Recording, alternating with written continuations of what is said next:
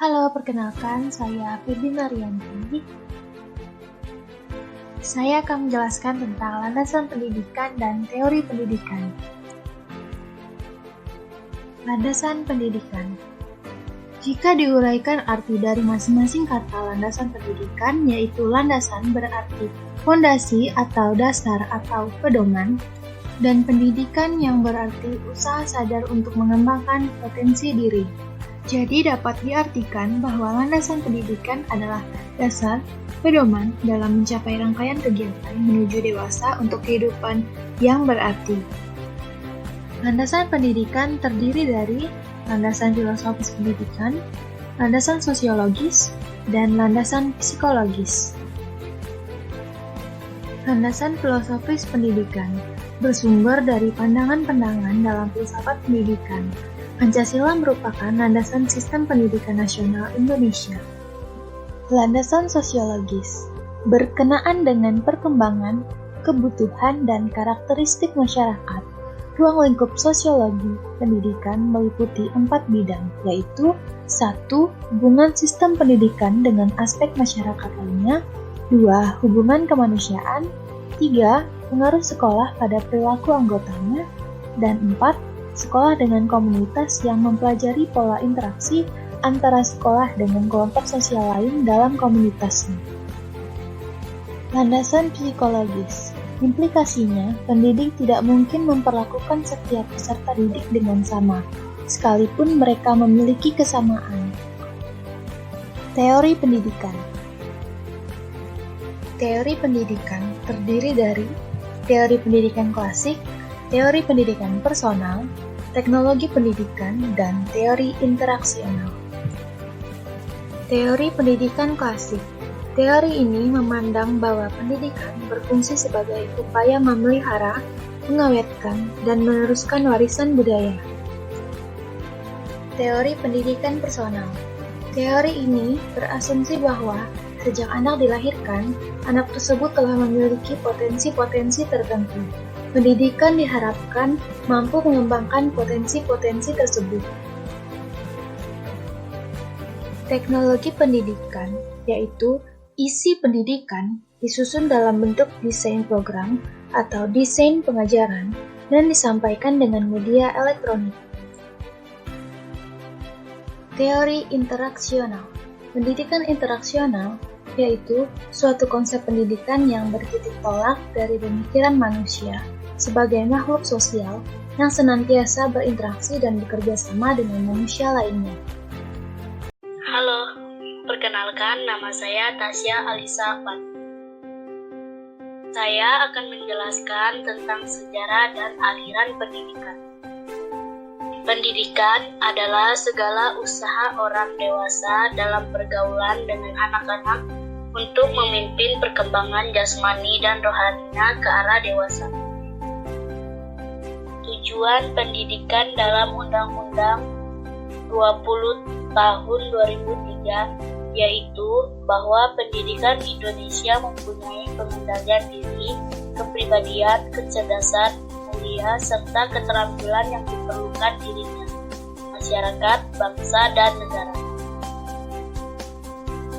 Dasar pendidikan nasional adalah Pancasila dan Undang-Undang RI tahun 1945.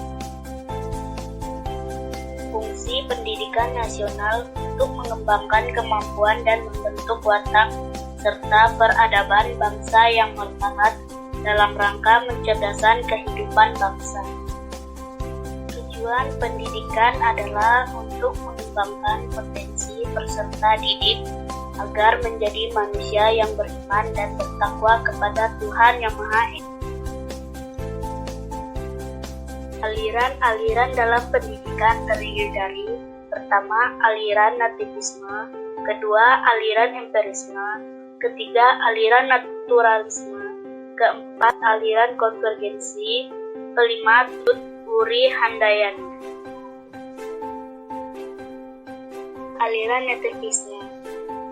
Aliran ini berpendapat bahwa perkembangan manusia itu telah ditentukan oleh faktor-faktor yang dibawa manusia sejak lahir. Hal itu yang menentukan hasil perkembangan. Dengan kata lain, pendidikan tidak dapat mengubah sifat bawahan peserta didik. Aliran empirisme. Aliran ini berpendapat bahwa dalam perkembangan anak menjadi manusia dewasa itu ditentukan oleh lingkungan atau oleh pendidikan dalam pengalaman yang diterima sejak kecil. Aliran naturalisme. Aliran ini berpendapat bahwa pada hakikatnya semua anak sejak dilahirkan adalah baik. Perkembangannya kemudian sangat ditentukan oleh alam atau pendidikan yang diterimanya.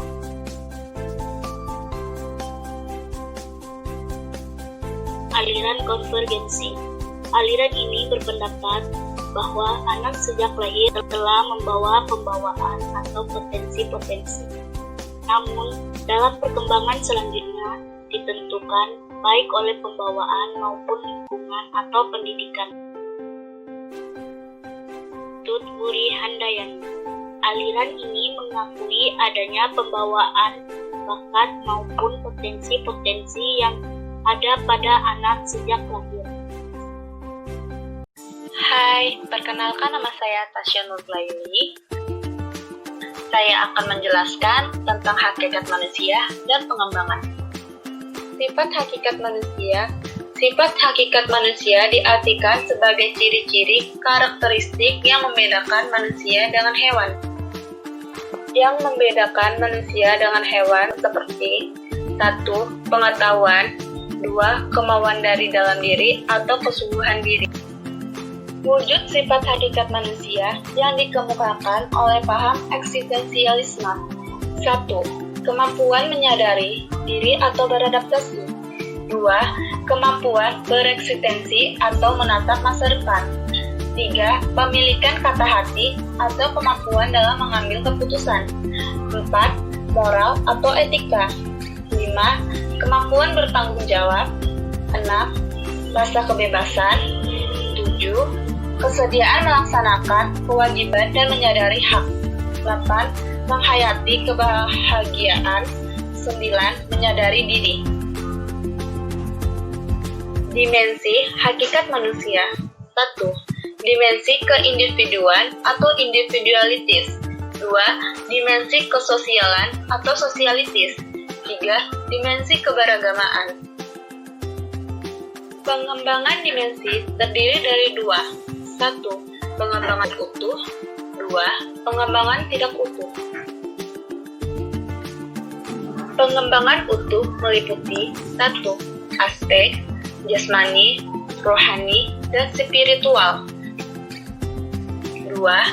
Dimensi individualitas, sosialitas, kesusilaan, keberagamaan. 3. Domain kognitif atau pengetahuan, psikomotorik atau keterampilan, dan ekspresif atau pengembangan tidak utuh adalah jika tidak ada salah satu aspek dari pengembangan utuh.